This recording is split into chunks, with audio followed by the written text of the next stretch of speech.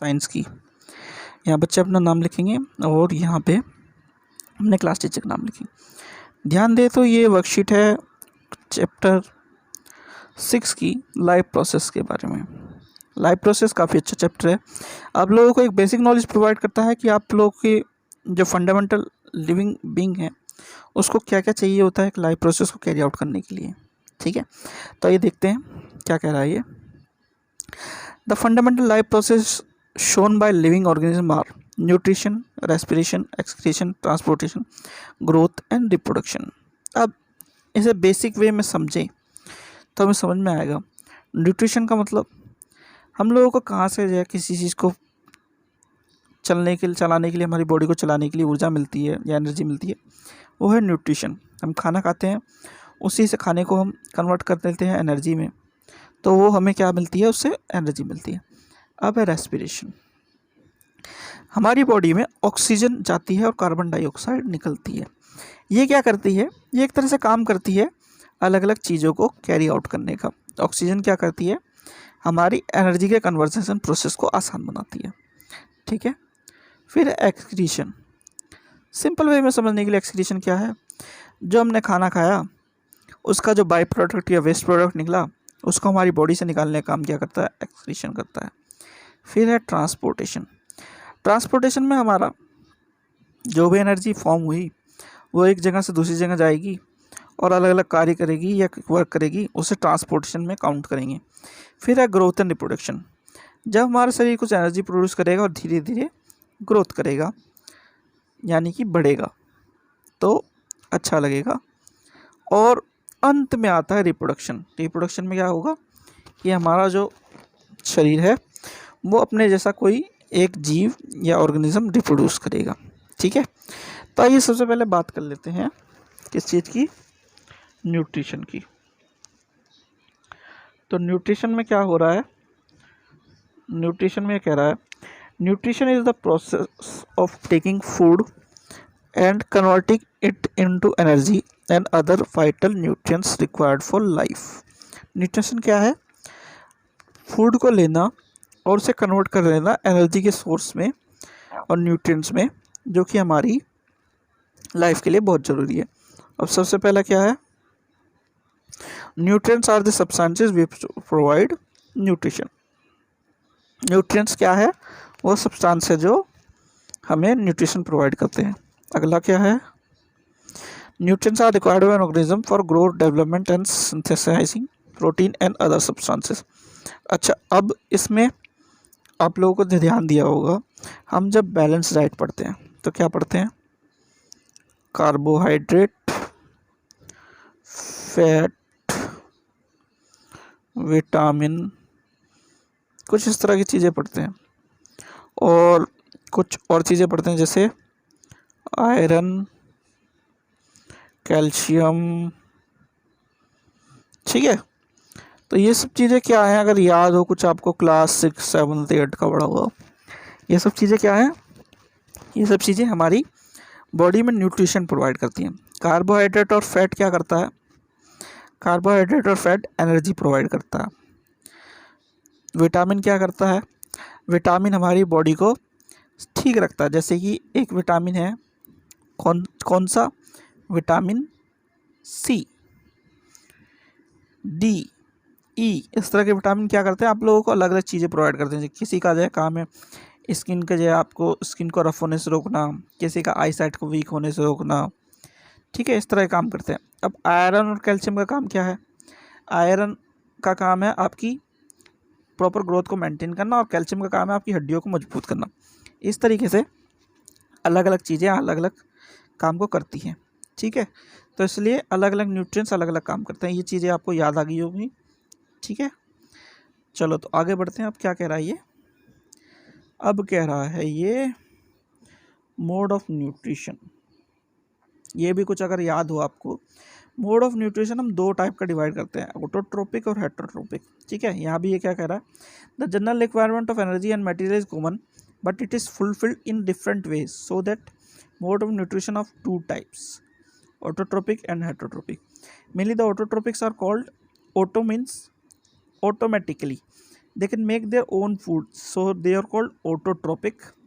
And next is heterotrophic. Heterotrophic is called heterotrophic because they are unable to make their own food, and they are basically dependent on the autotrophs for their food resources.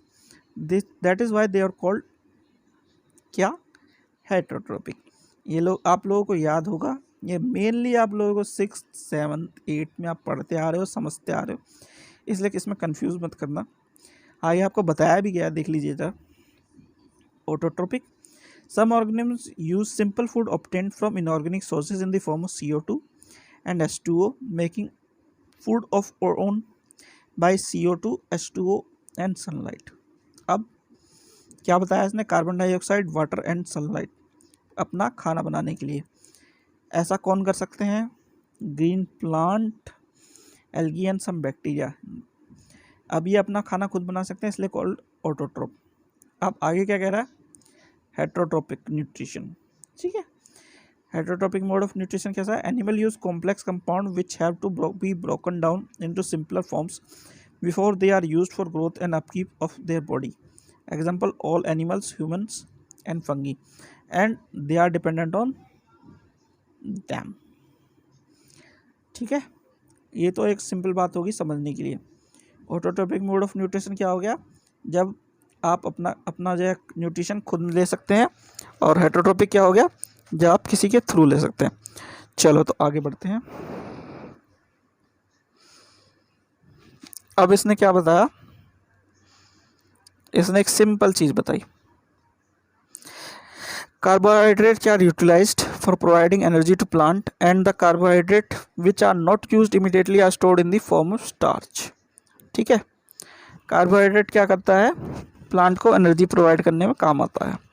ठीक है, चलो तो आगे बढ़ते हैं। अब आगे है फोटोसिंथेसिस। फोटोसिंथेसिस क्या है, आप लोगों को ध्यान देने पे याद आ जाएगा, वैसे याद भी होगा। Green plants making their own food in the presence of sunlight by the use of carbon dioxide and water is called photosynthesis। ये सिंपल भाषा में जो हम कहते हैं। ठीक है, तो इसमें भी ये बताया गया, the process by which autotrophs like in carbon dioxide from air and water from the soil are then converted into carbohydrates in the presence of sunlight and chlorophyll। ठीक है, क्या कर रहा है ये, द प्रोसेस ऑफ ऑटोट्रोप्स, यहाँ पे क्या चीज़ कर रहे हैं, ये कार्बोहाइड्रेट को किस में कन्वर्ट कर रहे हैं, किस में यूज़ कर रहे हैं, अपने फूड को बनाने के लिए। ठीक है, इसमें क्या होगा, the glucose produce is used in fuel for various cellular activity. Glucose जो प्रोड्यूस होगा इससे, वो क्या होगा, अलग अलग एक्टिविटीज़ के लिए यूज़ होगा। आगे क्या करा, the by product of this biochemical process is called oxygen. अब यहाँ पे क्या है, CO2, H2O, chlorophyll and sunlight. तो ये ग्लूकोज बन गया, ये ऑक्सीजन बन गई, और ये कुछ वाटर रिलीज हो गया, जो पहले बताया था। फोटोसिंथेसिस क्या कहलाता है, सिंपल लैंग्वेज में, the process of making food by green plants in the presence of carbon dioxide, water and sunlight by the help of chlorophyll is called photosynthesis. और इसमें क्या बनना है, ग्लूकोज, ऑक्सीजन और वाटर। ठीक है, ये फोटोसिंथेसिस प्रोसेस हो गया आपका। आइए तो आगे बढ़ते हैं। अब एक बेसिक चीज़ बता रहा है ये, क्या, raw materials for photosynthesis. Raw material photosynthesis के लिए क्या क्या हो सकता है, कार्बन डाइऑक्साइड इसके through enters the leaf through stomata. अगर ये लीव है, उसके नीचे इसमें छोटे छोटे पोर्स होते हैं, ये स्टोमेटा कहलाते हैं, इसके थ्रू इनटेक और आउटटेक होता है। ठीक है, अब वाटर कहाँ से मिलेगा, प्लांट्स में रूट से। और सनलाइट क्या करेगी, सनलाइट को ट्रैप करेगा क्लोरोफिल। ठीक है, अब कार्बन डाइऑक्साइड क्या करेगा, act as a source of carbon and oxygen in the formation of glucose.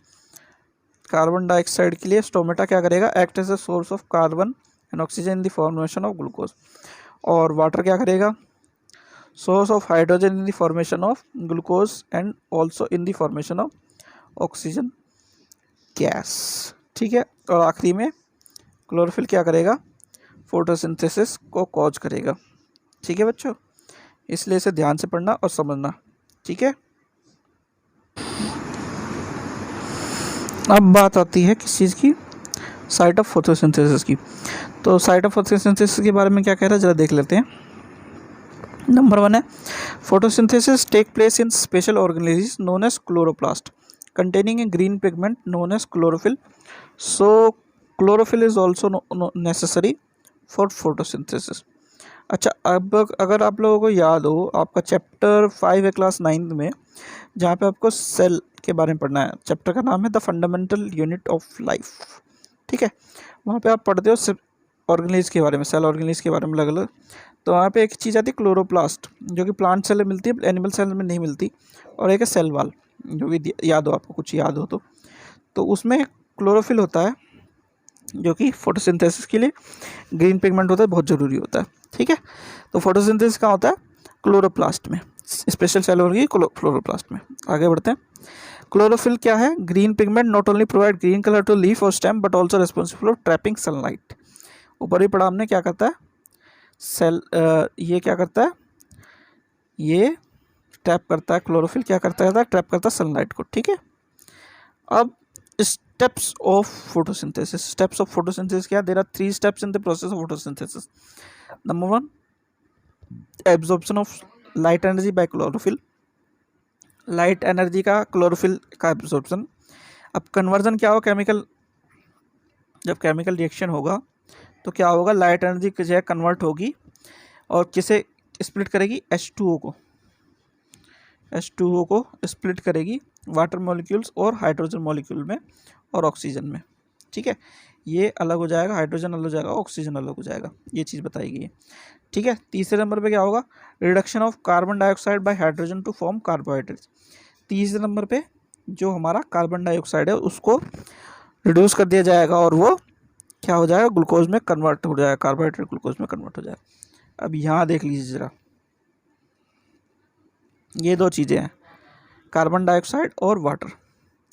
इसको जब सनलाइट में ट्रैप करेगी और कन्वर्जन शुरू होगा दूसरे नंबर पे, तो एक ग्लूकोज बनेगा, ऑक्सीजन बनेगा और ये बनेगा।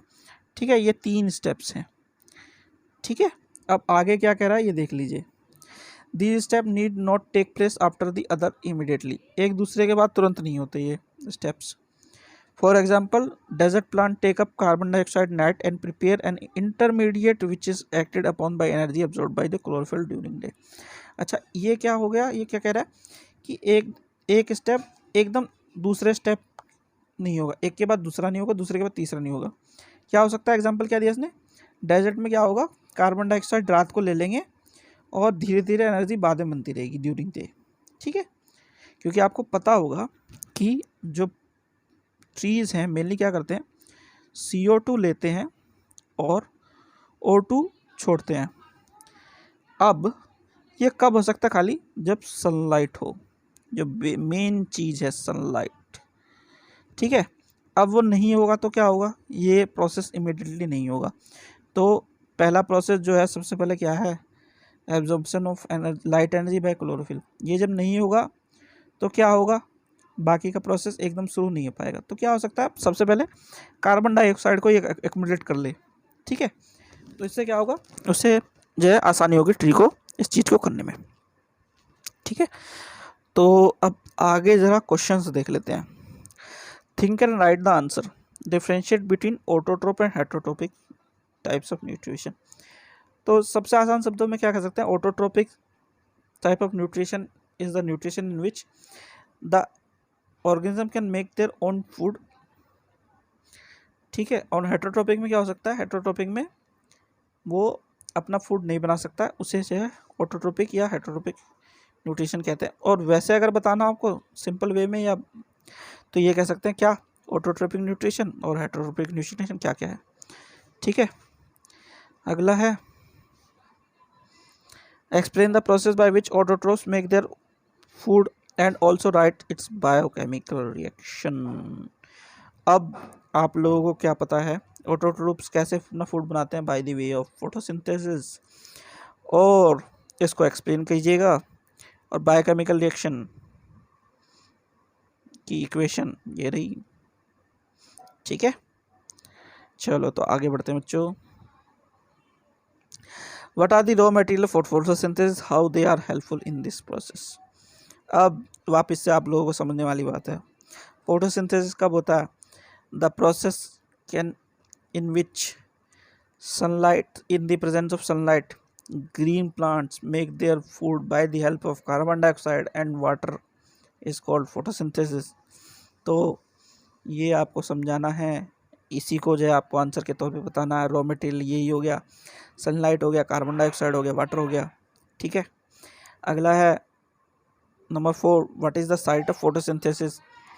आप लोगों को बताया है मैंने क्या कि स्पेशल ऑर्गेनेलीज क्लोरोप्लास्ट किसमें मिलती हैं? प्लांट्स में।